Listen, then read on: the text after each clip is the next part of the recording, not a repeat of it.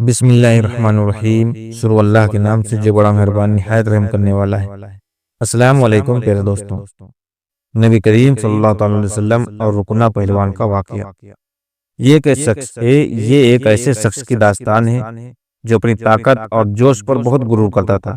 वो सोचता था कि इस दुनिया में सबसे ज्यादा ताकतवर कोई नहीं, लेकिन उसे मालूम नहीं था कि वो जिससे मुकाबला करने जा रहा है वो कोई आम इंसान नहीं, बल्कि अल्लाह के आखिरी नबी सल्लल्लाहु ताला अलैहि वसल्लम हैं, जिनसे वो मुकाबला करना चाहता है।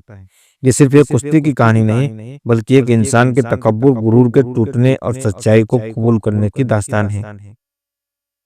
रुकना बिन अब्द यजीद मक्का का सबसे बड़ा और मशहूर पहलवान था। उसकी ताकत का यह आलम था कि बड़े बड़े जंगजू और पहलवान उससे मुकाबला करने से डरते थे।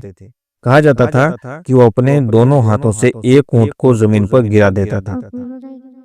वो लोगों को अपने कारनामे सुनाता और लोग हैरत से उसकी ताकत की कहानियां सुनते, लेकिन उसके दिल में तकब्बुर, गुरूर था। उसे अपनी जिम्मेदारी उसे अपनी जिस्मानी ताकत पर बहुत नाज था, गुरूर था। वो अपने गुरूर में डूबा हुआ था, लेकिन वो नहीं जानता था कि उसे वो शिकस्त हार मिलने वाली है जो उसकी पूरी जिंदगी में नहीं मिली, यानी उसकी पूरी जिंदगी बदल देगी। उस जमाने में नबी करीम सल्लल्लाहु अलैहि वसल्लम अल्लाह का पैगाम मक्का के लोगों तक पहुंचा रहे थे। आप सल्लल्लाहु अलैहि वसल्लम सबको एक अल्लाह की इबादत करने और बुतों की पूजा करने से तौबा करने की दावत दे रहे थे। एक दिन रुकना ने नबी करीम सल्लल्लाहु अलैहि वसल्लम से मुलाकात की। उसने सुना था कि नबी करीम सल्लल्लाहु अलैहि वसल्लम लोगों को दीन की तरफ बुला रहे हैं, लेकिन वो इस बात को मानने को तैयार नहीं था। वो समझता था कि ताकत ही दुनिया की सबसे बड़ी चीज है। उसने हंसते हुए कहा, मोहम्मद, सुना है कि तुम अल्लाह के रसूल हो। अगर ये सच है तो मुझे कोई निशानी दिखाओ। नबी करीम सल्लल्लाहु अलैहि वसल्लम ने नरमी से फरमाया, अगर मैं तुझे कुश्ती में हरा दूं तो क्या तू मेरी बात मानने को तैयार होगा? रुकना जोर से हंस पड़ा और कहने लगा, क्या तुम मुझसे कुश्ती करोगे? मैं तो अब तक कभी कोई जंग हारा ही नहीं, कोई कुश्ती हारा ही नहीं, लेकिन अगर तुम मुझे हरा दो तो मैं सोचूंगा कि तुम सच्चे हो। ये खबर जंगल में आग की तरह फैल गई कि रुकना और नबी करीम सल्लल्लाहु अलैहि वसल्लम के बीच कुश्ती होने वाली है।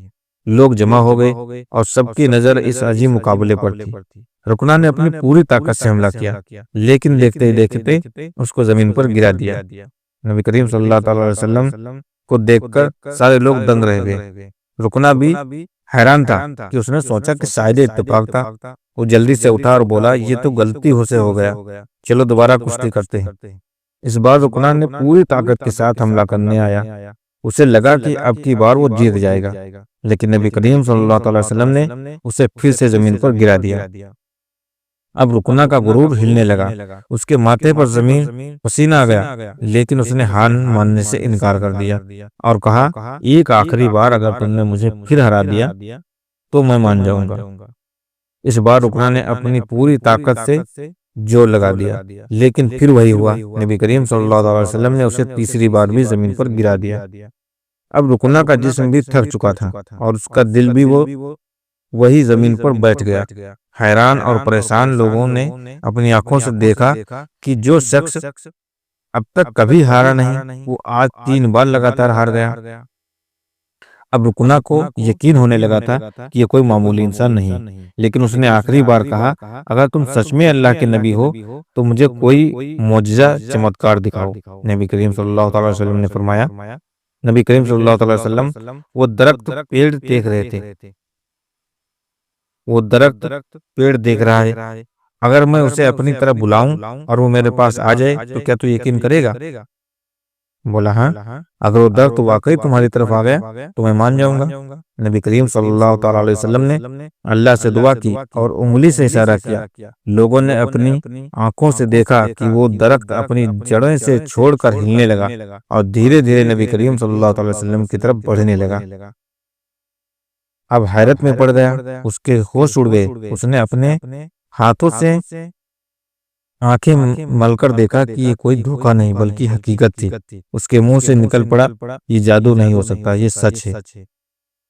हालांकि रुकना ने उसी वक्त इस्लाम कबूल नहीं किया, लेकिन उसके दिल में नबी करीम सल्लल्लाहु अलैहि वसल्लम के लिए मोहब्बत और एहतराम, सम्मान पैदा हो गया।